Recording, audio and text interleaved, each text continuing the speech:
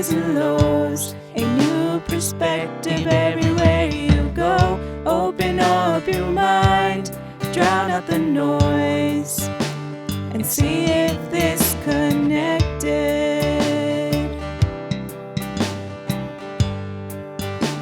And see if this connected.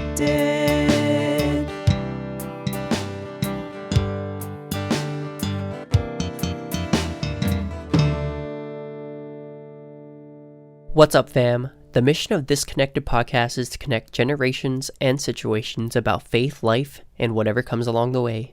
To not necessarily agree, but be listened to. These conversations, of course, highlight the perspective of our various guests, and you are always welcome to agree or even disagree. But as always, we hope that it is done in charity. Now, here's your host, Catholic.Dad. We're back, fam. After a little break, it's been a little bit difficult to get together, but we are back because Tony and I are back. And for you guys who are watching this, you obviously see that we are not alone. But we just want to share with you that Tony and I have not matching shirts. We got the Catholic.Dad shirt, and Tony has the Power YM t-shirt going on over there. Number 2, number 3, and we know who number 1 is. Do we know number 1 is? Yeah, I think we know who Bethany. number 1 is. Bethany is number 1. And we have number 4. That guy. But on today's episode, we brought together with us 2 friends, Bethany and Alexis. Alexis is the youth minister over there at Saint Our Lady of Guadalupe? Saint Our Lady of Guadalupe in Chino, like Saint Mary. Saint Mary? I'm still right. That's Saint Mary. Our Lady of Guadalupe in Chino, California, not to be confused with Chino Hills, California. And he's joining us today. We're having just a good time. Are we recording? This is a good episode. We are recording. Are we recording? Just want to confirm that. Yeah, because this is going to be hard to redo because we've done that before. But we are obviously, if you guys are watching this, we are not an original podcast studio, not the Disconnected Studios. We are being guested here at the Power YM Studios here in Tony's crib. Welcome to my crib. Welcome to his crib. Maybe later we'll give you guys a tour of the crib. No, just his studio. So we are here with Bethany and Alexis from Our Lady of Guadalupe, and Bethany is from Our Lady of Assumption. I forgot what I was going to say. But she is the young adult minister at Our Lady of Assumption in San Bernardino. And today what we're going to be talking about is, well, I don't know, but we are going to be talking about that. It's going to be one of those kind of episodes. Actually, we're going to talk about a little bit about transitions in ministry. We're going to be talking about things that's happening in Catholic world today that's happening, such as popes and pets. We're going to talk a little bit about synod and what synodality is, and maybe what the theme for this year is. Because I have no idea, and maybe Alexis will give us an idea of what the theme for this year is for the church. And if we haven't yet, folks, we're going to give you our version of what we feel the theme for this year should be for the church. I know that some dioceses have their own themes, but yeah, that's going to be the show. Are we done yet? Nope. No. So, Catholic trivia. I just want to ask. This is a Catholic trivia question. Jesus, they answered all. True, but not this one. Okay. So, question for you guys. The one who answers first gets a prize. Jesus. Yeah. Who are the men in colorful costumes who have been responsible for the personal safety of the Pope since 1506? The Pope's Royal Guard. Close, no cigar. Stormtroopers. That's so cool. Can you imagine? Pope's Stormtroopers. The Pope. Well, dun, dun, dun. No, that would be Darth Vader. Darth Father. Anyone? The answer, my friends, is the Cardinal. Swiss guards. That's what I said. Swiss guard. Yeah, the Swiss guards, those colorful costumes. And guess what? They're all from Switzerland. What if the Pope had what the little Willy Wonka? What are they? Lumpas. Oh my God, that's gonna be the image for this podcast episode. Is the Swiss guards are actually Umpa Lumpas?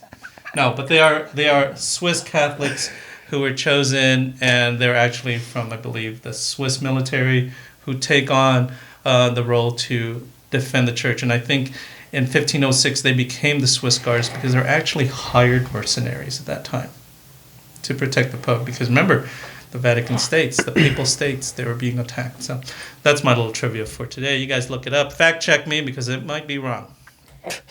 So, what's the Pope Mobile called? The Pope Mobile. Is it? Anyone know? Didn't he? It's bulletproof. Is it? Mm-hmm. I thought he rode around in a Fiat.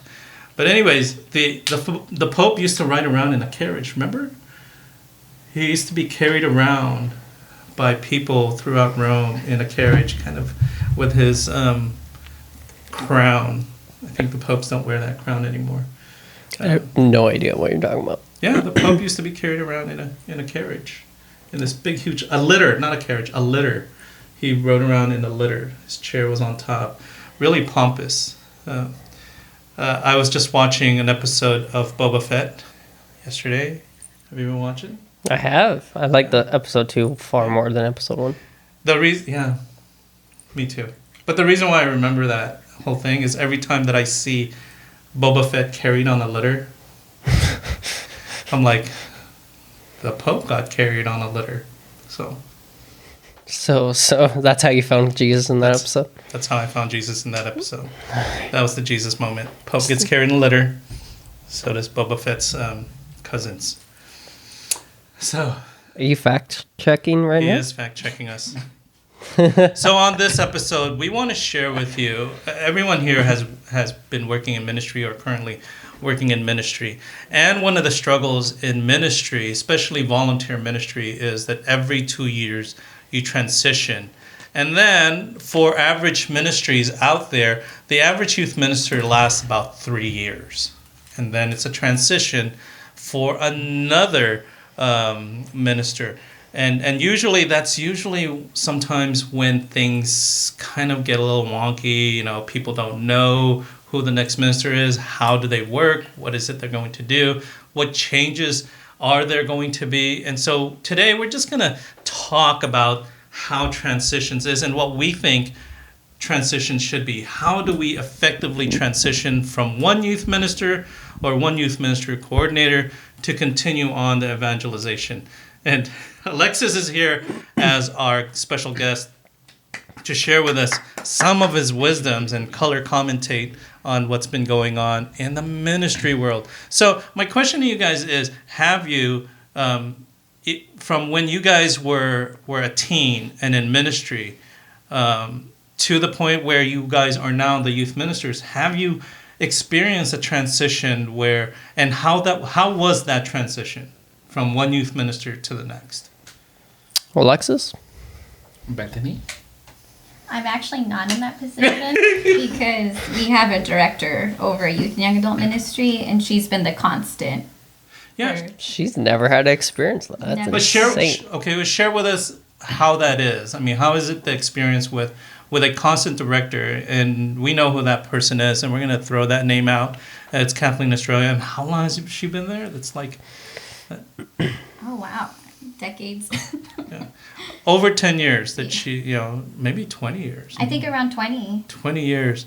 And the ministry's been successful, so there's something to say about that. Mm-hmm. But how about you guys, Tony? Ah, boy. Well, I started youth ministry in my sophomore year. It was 2010. And I've went through 4 different transitions, I think.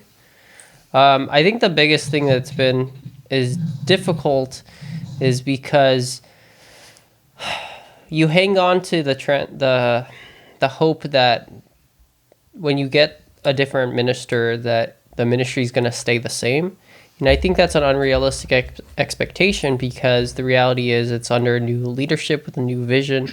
And personally, I think transitions are healthy, just as similar to the priesthood. There's transitions there, right? There are established sections where this priest is going to have this assignment for this amount of time, and then they're going to move on. And I think there's a good reason for that. I think there's different chapters. But to answer your question, it's been very difficult. It's been very messy transitions, and I think there's a lot of revolting against the minister, even maybe in some cases unjustly. And it's just like this. I think the root of it is like hanging on to, I want the ministry to stay the same and this way, and instead of working with the youth minister on this possibly new vision, they hang on to this old vision that, the same ministry's not going to have necessarily. That's so true. There's an example. There's one time where I saw this in a ministry where the people who were in ministry were talking about the past as the golden years, and they wanted to go back to the golden years. And I felt so bad for that new minister who's like, all the people were like talking about, remember the golden years? It's like, it's so harsh to hear when you're trying so hard to do something and change something, and everyone's stuck in the past. And you can reflect back on the past, but you can't relive the past. You just have to move forward. So how about you, Alexis? Oof. I really don't know. I mean, when I first started youth ministry, it was back in 2000. A little bit past 2000. Like 2000.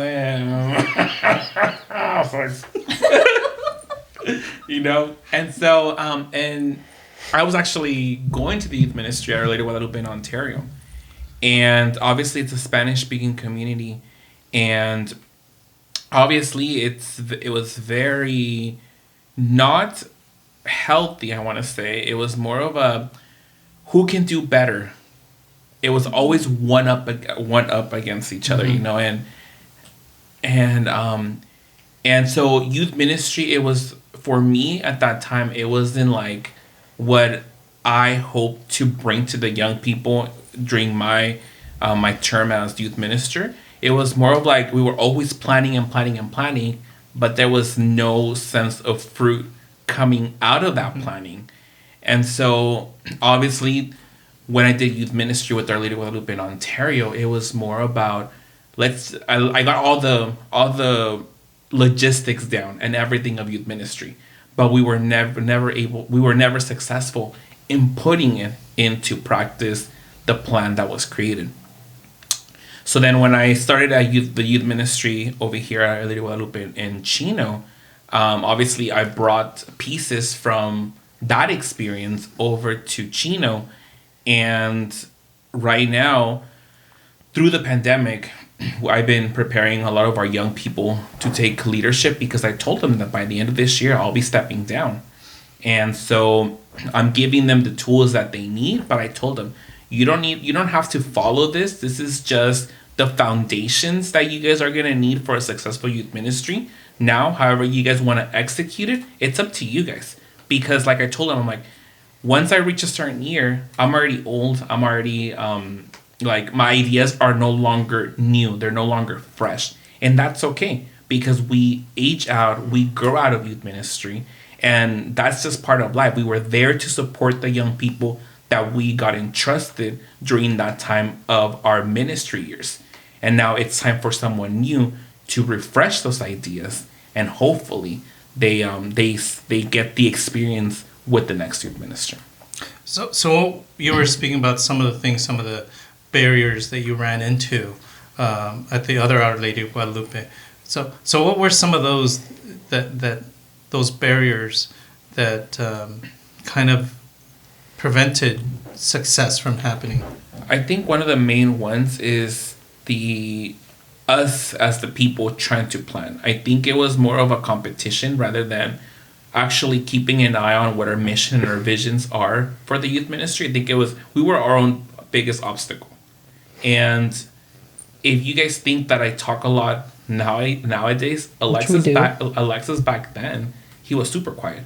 He wouldn't speak out. He wouldn't say anything. He would just go with the flow. But I realized that by staying quiet, it wasn't fruitful. Mm-hmm. And obviously people could have benefited from the youth ministry at Our Lady of Guadalupe in Ontario. But unfortunately, because I stayed quiet because of I was just taking in everything. I'm like, okay, this is not going to work. And so was it a singular ministry? Was it an issue with people's attitudes, former leaders, wannabe leaders, people who didn't think that you should be the leader? I think someone else should be the leader. I just think it had a little bit of everything. It had a little bit of everything. I can't just say it was one thing because, I mean, we all contributed in different ways so that we didn't have enough people. And then at the same time, we ended up having like another group coming in. And that also took part of I felt like it was more of like a... like another youth ministry within the church, but I mean, yeah, let's dive into that just a little bit because there are some parishes that have multiple youth ministries. You know, we could name some that have 4 youth ministries serving one community. And it could be because of a youth ministry that's attached to an adult ministry. It could be a youth ministry that is cultural ministry, and then there's the one ministry that was there that becomes the catch-all for everyone else who's left behind or doesn't fit into that ministry. You know, is that what we could say is the competition amongst those where I've seen where youth who belong to a specific demographic would be kind of not say prevented, but not encouraged by parents and people in certain demographics to not go to specific ministries because this is your ministry. This is where you should go. And I think that's sometimes a barrier for unity within the church when you have so many. And I believe that there's room for diversity, but I think when that diversity conflicts with unity, I don't think it's a healthy thing, because then you have what you build is competition, because we're better, we do this, or you guys don't do this. Well, that's not our charism to do that. And so how do you guys think that, one, before we go into transition from one leader to the next, how do we build bridges for those parishes that have multiple youth and young adult ministries? I mean, if it really feels like, you know, when people are searching for friends and they tend to gravitate toward people that only agree with their views and think like them and that sort of thing, you get a very you get a mentality that's only centered around that. And when you're talking about the divisions, I think that's what I've seen is like, well, I'm going to only choose this specific ministry in this community to actually actively be a part of this silo because this is what connects to me the most. Mm-hmm. And don't get me wrong, I think in some aspects I'm guilty of that as well. But then that stops being the universal church, right? So I think first off is obviously looking in your own heart. Do you tend to do that only because don't get me wrong.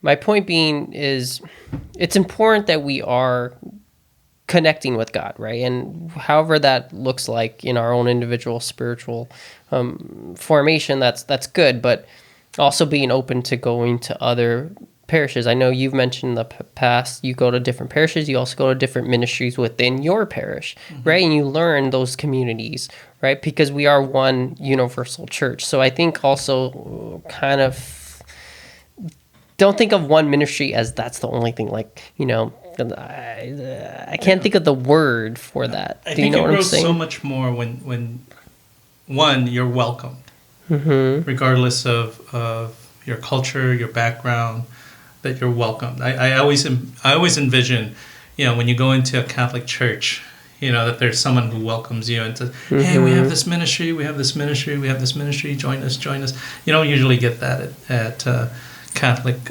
parishes. They tell you to look at the bulletin, and then when you look at the bulletin, that's when you kind of like, well, who's the coordinator? Now I have to make a call. I don't know about you guys, but I don't like making calls. And it's like, hi, can I be your friend? Right. It feels like that, yeah. Yeah, just there's no invitation. I think that's something we need to improve on. I've been to Protestant faith communities where they're literally trying to get you into a ministry.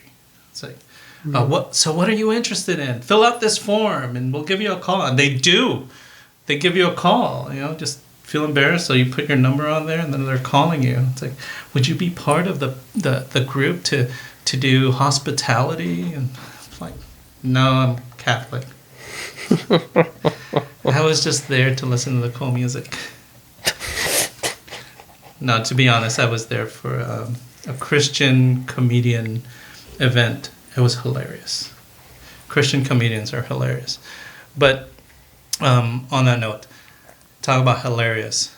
What do you guys think is the most difficult thing about transition, and how do we transition well? Because I do believe that as Alexis said, there's this rotation of ministers, which is a positive, but is also a negative, because I don't think they transition well. I think one youth minister leaves and then leaves with all their toys and ideas and doesn't leave behind everything that happened, because I do believe that there is something that needs to remain in that transition.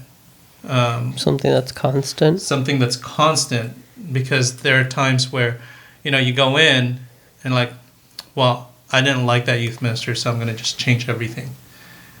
Well, the thing is, there's some youth who probably were very much into that minister and had that connection. So how do we transition there? Well, which perspective are we going from this? Are we looking at it from the perspective of the youth minister, or from the perspective of the community and what actions they should do?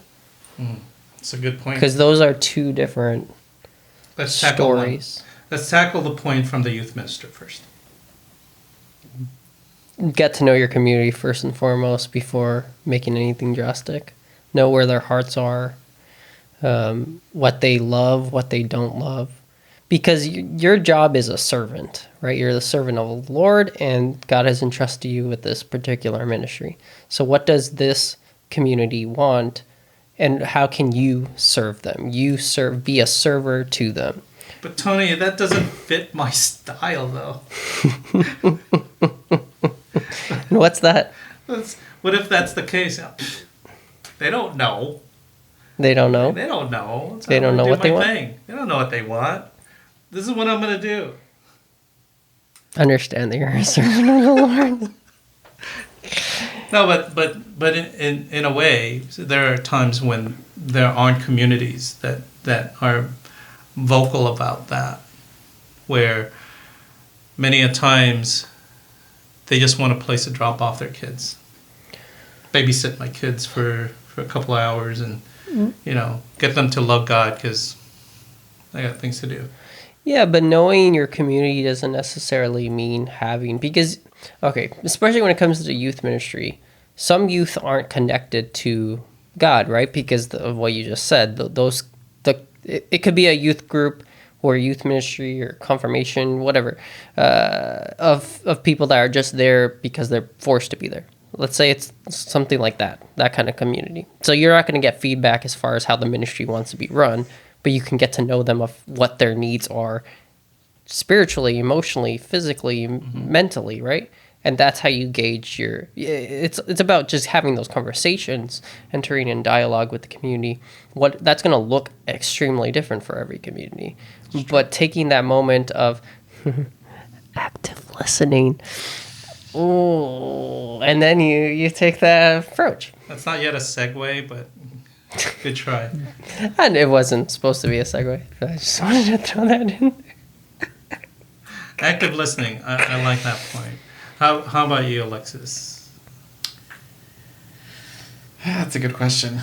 I mean, when we're doing transitions, I think one of the things that we need to keep in mind is that we're there temporarily, and like we stated at the beginning, we know that as a youth minister, we're only supposed to be there for 2 to 3 years before the transition happens. So one thing that we need to keep in mind is that on that last year, it's crucial to start praying over who's going to be your next youth minister and walk the walk with them.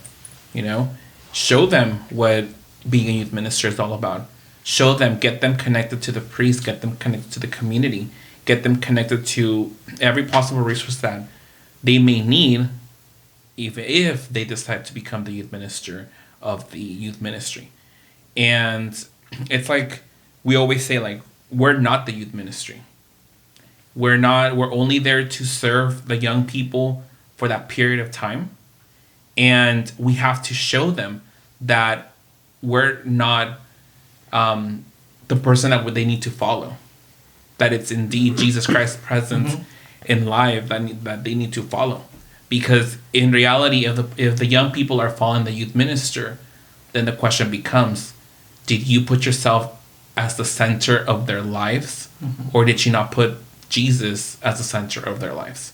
And that's something that one of my visiting priests told me a few weeks back. He was like, if you're going to do ministry, you need to keep that in mind, that you're building them, you're helping them understand their faith, you're helping them get to know Jesus Christ live, and if you have failed if they are deciding to follow you instead of following whatever the plan is in the long run. That's true. So that's what I would do as a youth minister. I mean, I am a youth minister, and again, I'm considering leaving at the end of this year just because, again, my ideas have been outdated. Now it's time for the new Generation Z, to come along with their new crazy and wonderful ideas that they may have. And again, I just don't feel that vision anymore because, again, our ideas worked when they worked, but now it's time to invite others to come and take over and continue to renew that vision. One of those books that they always make us read in advanced specialization courses of renew the vision. Well, let me tell you, you're supposed to renew the vision because you can't do ministry like you're doing today. You can't use the same tools that you used 5 years ago today because it's brand new. I agree and disagree because I think there is wisdom in continuity. I think there is literally wisdom in continuity. I think what parishes then have done continuity is they moved from simply a youth minister to a director of ministry that encompasses having youth ministers under the guidance of a director that can have that opportunity to allow people to lead with great ideas. Because my thing is, are we moving into youth ministry to go in there for 3 years, share our 3 years, and then get out and find some other ministry?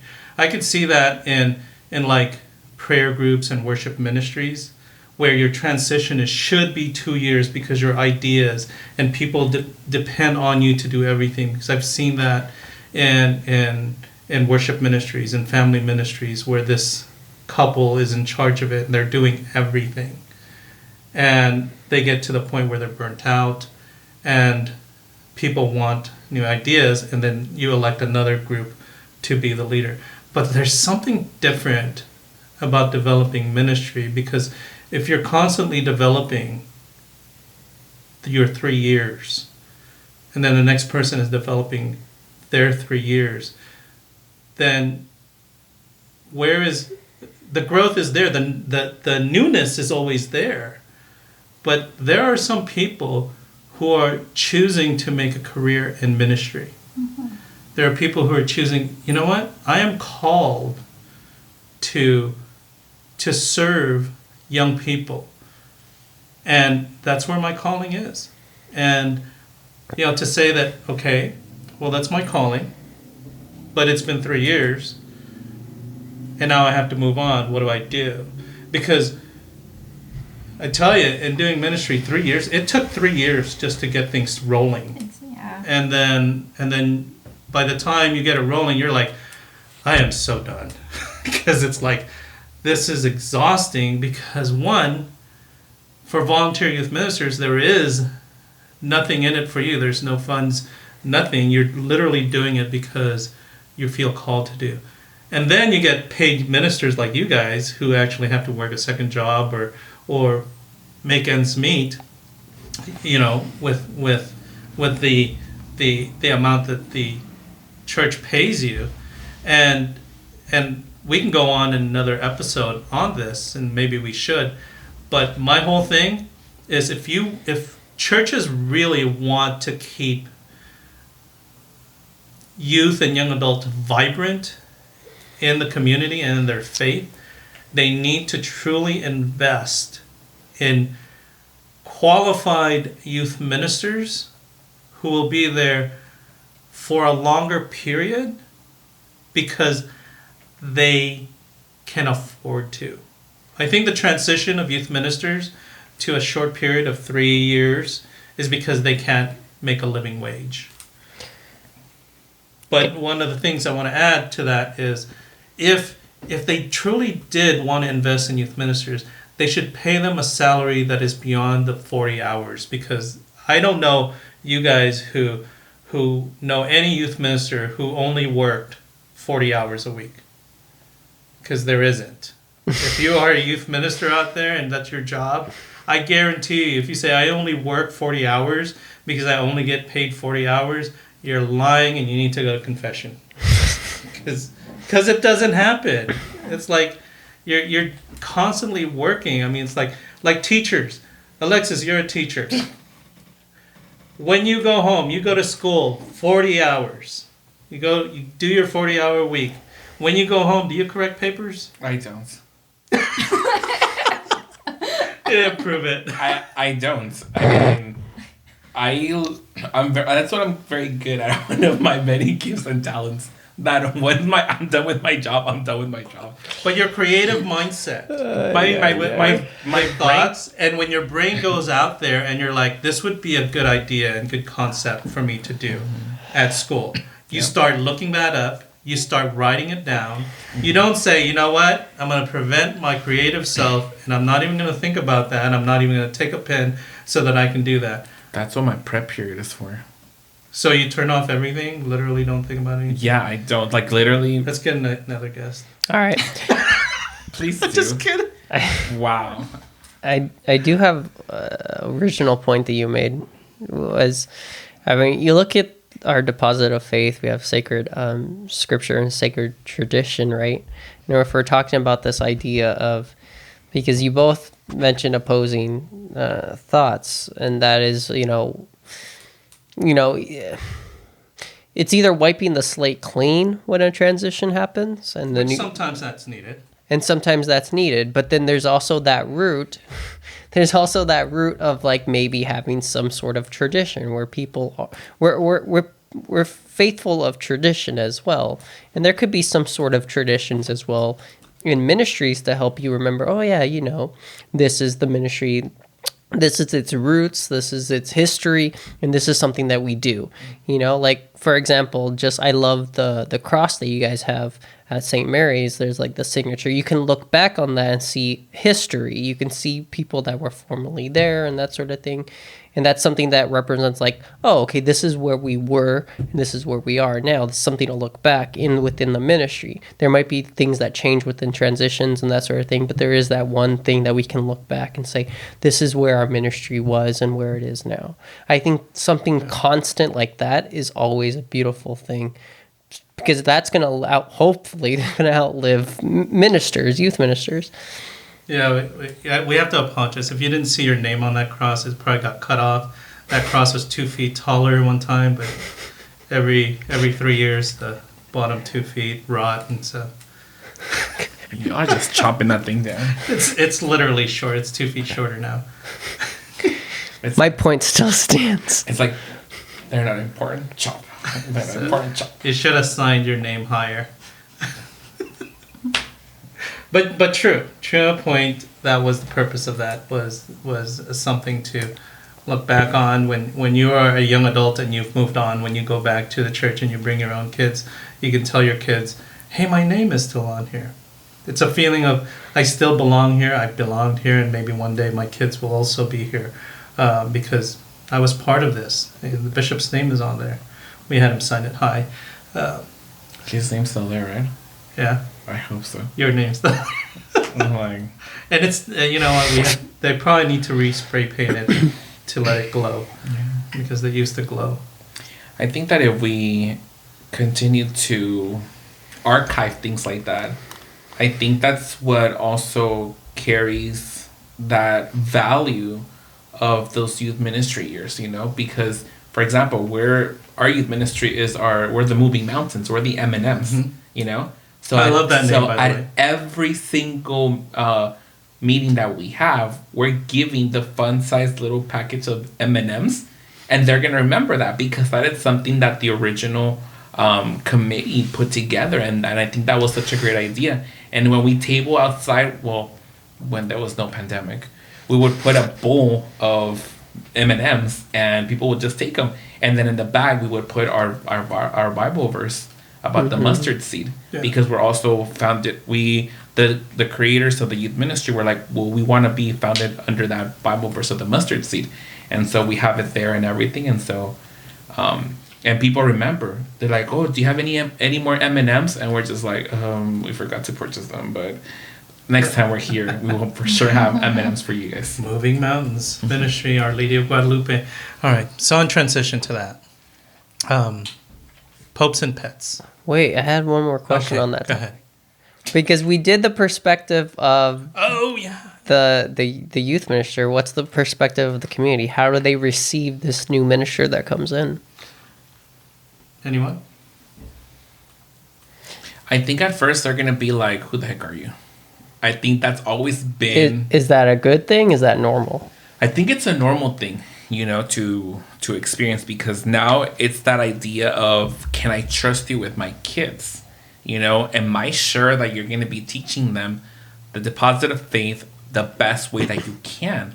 Or is this just going to be a let's hang out kind of thing and no, there's nothing fruitful coming out of it?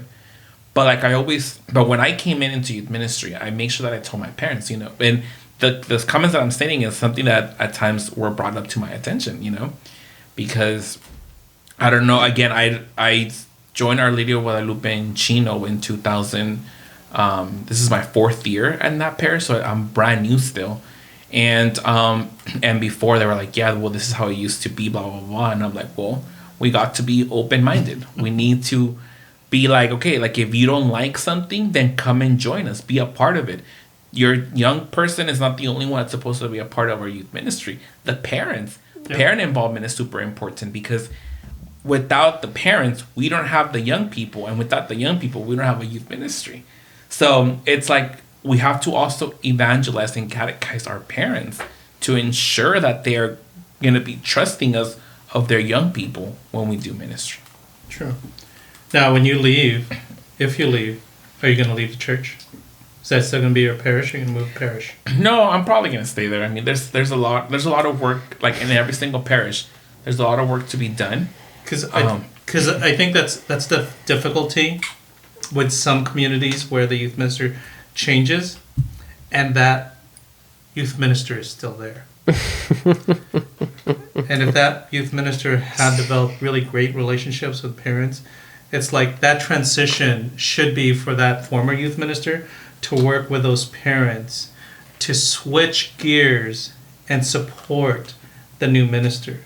And so that old minister should be supporting and pushing that way. Correct. And diverting. Are you saying we're not supposed to talk bad about the new minister? Oh, you talk bad about the new minister. Oh, okay.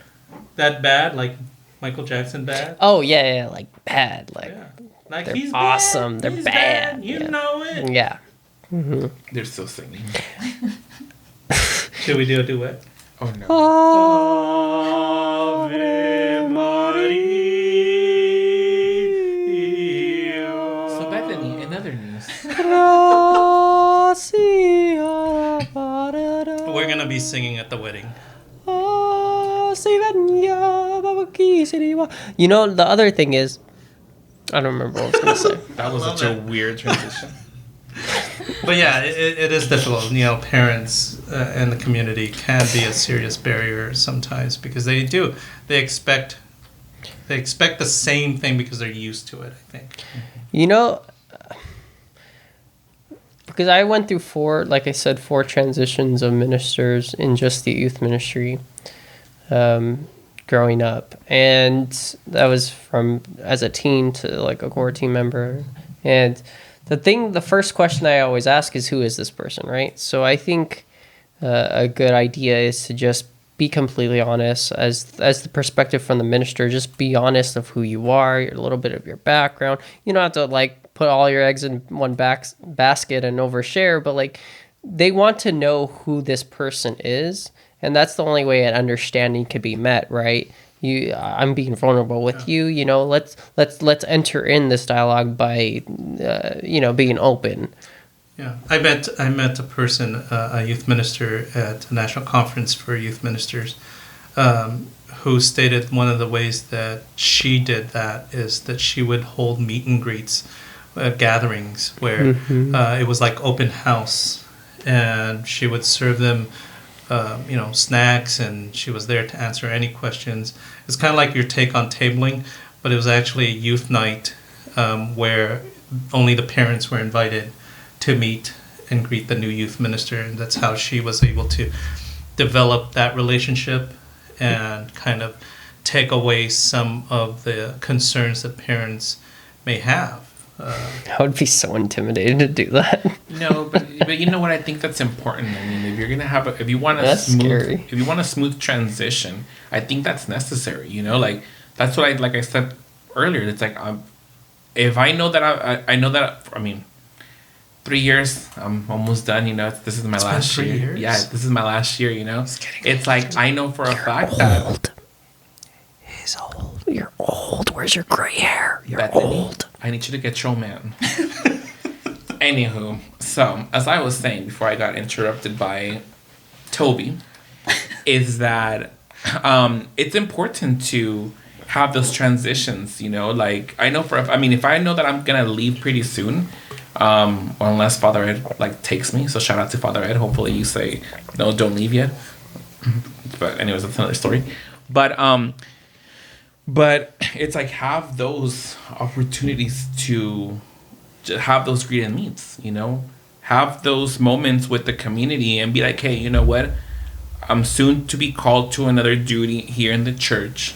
Here's the person that's going to be taking over youth ministry. You know. And hopefully feed them candy, feed them food. Pizza. Let them do a youth night. That you just the way that you would do with the young people, with the parents, so that they can see the content of the things that we do in youth ministry. Yeah. That's always a good thing. Solutions to transitions? I think, like Alexis said, I think it's very important that the previous person, if there is an opportunity for them to meet still, and then what I've seen in the past is the youth ministry, the youth minister that's leaving actually presents the new one to the community, whether that be a youth night or whatever the gathering is. Like, please support this person. And I think it's important because I don't know if this has happened still in Gen Z's ministries, but I know in mine, it was very rival based. It's like, you're not my youth ministry. You didn't have the same ideas, the same gifts, the talents, the charisma, whatever the thing is. So I'm going to revolt. Mm-hmm. And that's from the leadership down to the teens. And right, going back to the 5 dysfunctions of a team, we need a cohesive team to go on. You need to build trust with one another, enter in that dialogue in order for you to be open to have conflict and constructive criticism to ultimately have a healthy team. I think it all stems from that being willing to have that trust with one another. And develop that relationship with outgoing youth minister. I think the foregoing youth minister should leave their phone number and say, if you have any questions, give me a call. Right. Because there are things that you can't orient someone to. Like you could literally forget to tell them that, you know, this parent is this, and this parent is this, and this youth expects things like this, and you shouldn't allow them to do that. Or the Wi-Fi passwords kept in that file. Yeah, it's like, I have this red file. It's like, don't be shocked. What? I think another thing for transitions is that, and this is, and this I'm calling out Edgardo on this. Edgardo from the Office of Ministry with Young Catholics. Just like we do well with the formation component of youth ministry, I think this is something that maybe they can develop as some sort of programming of transitioning old youth ministers into the new youth minister, and see what things we should do as we transition out, and to ensure that the next youth minister is going to be successful. Because I mean, we all been the new person in youth ministers, you know, and you're like, okay, are these ideas going to work? Are they not going to work? Who has done this? Who has not done this? Things like that. So I think having an opportunity for the Ministry of Young Catholics to develop some sort of a curriculum to be like, this is how it should, or even contacts, which is, you know, I always looked at that and I always asked, like, what are your nearest communities? What is your nearest parish? And who is the youth minister there? And what is their phone number? And what are their hours? And when are their youth nights? So that you can develop relationships with them, because probably you share the same youth because they're coming from the same high schools, except for this guy. He only has one high school. But you know, those are one of the things. For a youth minister who's transitioning out, leave the contact information. And also, aside from introducing them to your community, introduce them to the community of youth ministers, because there's nothing more intimidating than walking into a room of youth ministers and like, I'm the new one, and they all seem to know each other, and they're all talking to each other, and they're not talking to me. So, and you're feeling like the person out. And again, as every single youth minister out there, I believe, is that one youth who goes to youth ministry as the new person who does not know who to go to. And good youth ministries have great relational ministry where a person will come to that person and welcomes them. We need to be better as youth ministers to be able to do that for incoming youth ministers, for introduction, and making them a part of the community. Not just the community that you serve, but the community of ministers within your area, your community of faithful in the diocese.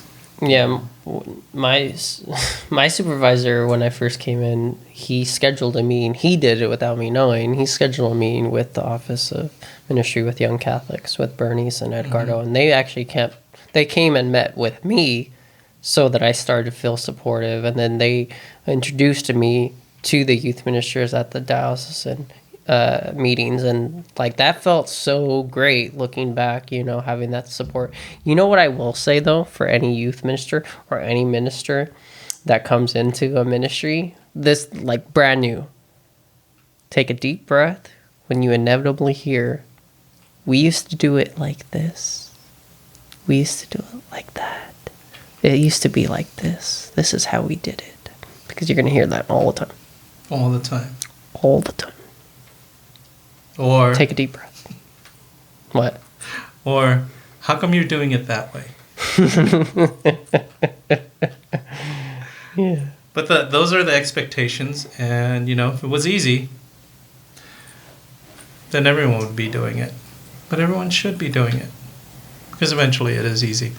So can we transition to my one thing that I really wanted to talk about? Yeah, I don't know what the easy thing though. It's never easy, but continue. Yeah, popes and pets. I love that topic. Popes and pets and children. So the Pope this week just dropped an atom bomb on the world, and said in his comment that those who choose to have pets and forego children or selfish. Thoughts? May I have the exact quote? I'd have to look it up, but Alexis is looking it up. Sure. But it was in Latin. Or Italian, so I'll try to find the Italian one. We'll make sure to post it and the link. But that caught me. You know, it's kind of like that question that everybody asks. You know, and becomes an issue. Is will my dog go to heaven? And I believe, you know, we had talked about that long time ago. Yeah, Father Mike they Schmitz. Father Mike Schmitz said that, you know, if you need your dog to be in heaven to make you happy, then you're not ready for heaven. Right. You definitely need a long time in purgatory. You need that attachment purged out of you. See, folks, that didn't come from the "you're going to hell" youth minister. That's coming from the Power One. So you know it's true. I feel like this side of the podcast is having much more fun than that. I think we had a couple of beverages before this. That's because of the shirts. Oh yes, yeah. Do you think there's trees in heaven? Oh my gosh. And she speaks. Bethany, do you think there are trees in heaven? Okay, so this is my opinion, and you can hate on me if you want. My thing is, when God created the earth, right, there were beautiful trees. He created this paradise, right? And he was supposed to dwell amongst us. So if that was what heaven, right, it was supposed to be heaven, right? So if that's how he created heaven here, then why wouldn't it be in heaven? So, I don't know. I feel like God, right? All of like the good things here are a taste of heaven. So why wouldn't they also be there? I don't know. But I'm very excited to find out. You know, they say the home is where the heart is. Heaven is where God is. Doesn't mention trees. Well, we'll see who dies first. And then if I die first, I'll come back and say, Tony, there are trees. And then you, vice versa. It's definitely become a really discussion point that people are talking about it, that Pope Francis called people selfish because, you know, they're refusing to, because they're choosing to have pets rather than children. And I remember one of the comments I said, well, there are people, it depends on what you're saying, because there are people who can't have children. But then he also said adopt. Did he say adopt? I don't know. But, well, in the book of Genesis, it says, be fruitful and adopt dogs. What? Chapter and verse, please. This is what it says. This is from Catholic News Agency. The other day, I was talking about the demographic winter that we have today. Many couples do not have children because they do not want to, or they have just one, but they have 2 dogs, 2 cats, Pope Francis said at his general audience on January 5th. And then the quote continues, yes, dogs and cats take the place of children. Yes, it's funny, I understand, but it is the reality. And this denial of fatherhood and motherhood diminishes us, takes away humanity. And then the article continues and states, speaking in the Vatican's Paul VI Hall, the Pope said that with this quote-unquote selfishness on the part of some couples, quote-unquote civilization becomes older as the richness of fatherhood and motherhood is lost. So it looks like he's not really talking about couples who cannot have children. It's like the blatant refusal to have children. And we were talking about this, Tony and I, and well, not this particular topic, but when you are married in the church, you're promising to have children. Being open to life. Exactly. And so if it's a blatant refusal, and you said, and you're married in the church, then you essentially lied. Yeah. And you're saying, no, instead I'd rather have dogs and cats or a pet. And it makes your marriage invalid. So, to play devil's advocate, so what do you say about people that do NFP and they're like, oh, well, we're going to, you know, have sex at these certain times of the month because we know, you know, scientifically we won't get pregnant. Is that the same of like not like rejecting babies? Oh wait, I thought you said at PMFP. I'm like, NF, I was like, what the? NFP? That's what I heard. Did I say? You said said NFB. You said okay. I understand. Because I had this look in my face. I took that class, but we weren't doing that. NFP. No, I think when you're using NFP, you're not being selfish. I think And that's why? I think that's what we're called to do. Is you can regulate the time of fruitfulness, and you can regulate the time that says, hey, you know what, there's that's what I call there's chastity in marriage, you know, and you can choose when to. I mean, if you had a husband that says, you know, I want to have 600 kids, and the wife is like, no. And why would that extreme example be wrong? Because there's a discernment process. Can you financially take care of these children? Can you actually give them the attention that children need? You know, these are all aspects that we also need to take into account. And I think Pope was talking about this whole idea of one child. Well, maybe your family dynamic maybe you're called to give more children. You're denying a call that God has given you. I don't think so. I think, you know, I give example of my grandparents, and this was in the 20s and 30s. My grandparents only had 3 children because they wanted to make sure that they were going to be able to provide and afford to educate their children. Because there was this thing when the Americans came, education was the route out of poverty. And and my grandfather was a person who was a subsistence farmer. He only had 3 children.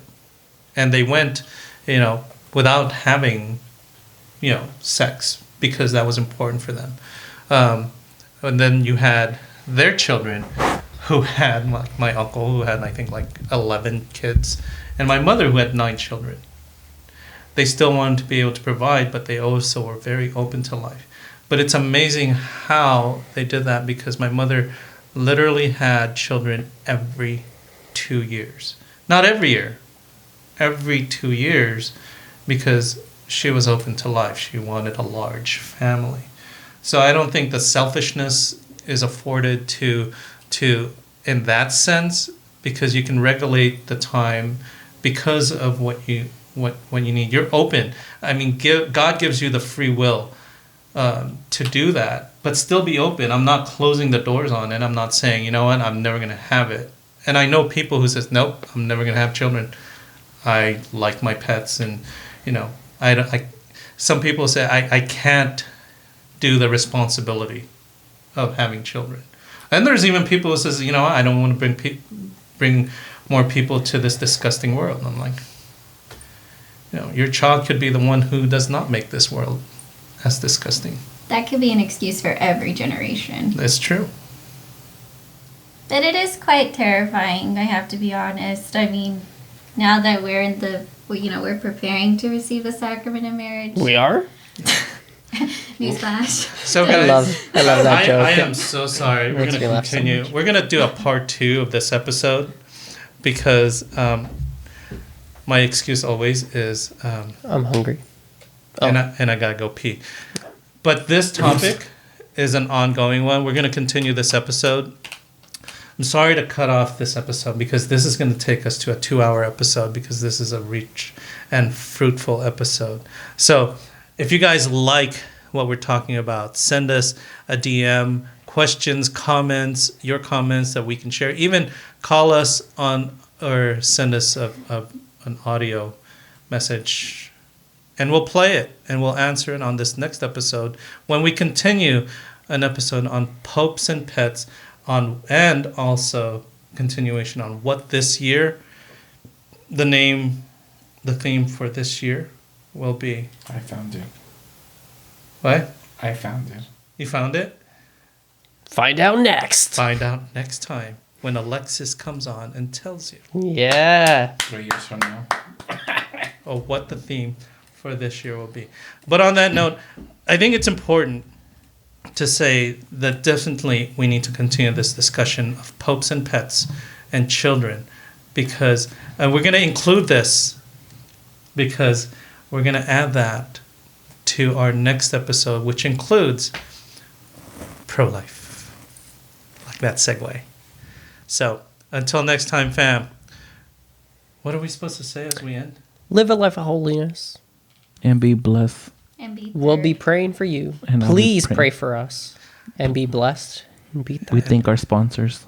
We Catholic Beard Balm. We also do thank our we do have a couple of patrons on our Patreon. Thank you for supporting us, supporting the podcast. If you would like to be a patron on to this podcast to help us continue to process content, please go on to our bios and look at our Patreon, be a patron, and you'll get some free goodies. Hey, Matt.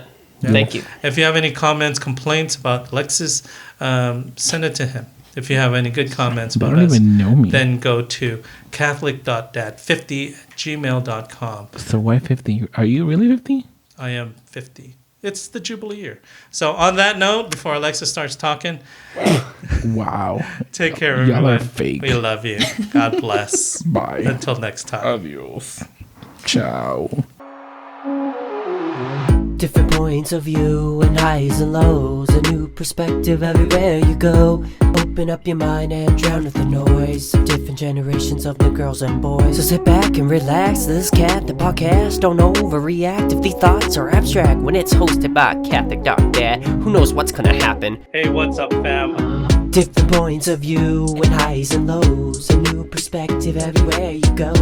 Open up your mind and drown with the noise. And see if disconnected. What's up, fam? To connect generations and situations about faith, life, and whatever comes along the way. Expect runaway thoughts like a runaway train. Break into conversation like links of a chain. Make a Hail Mary pass, hope this connects.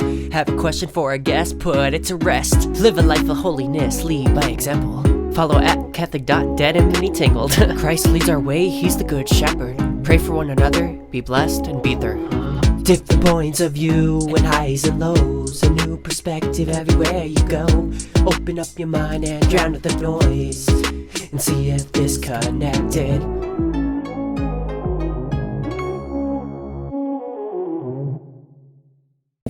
It's never ended like that.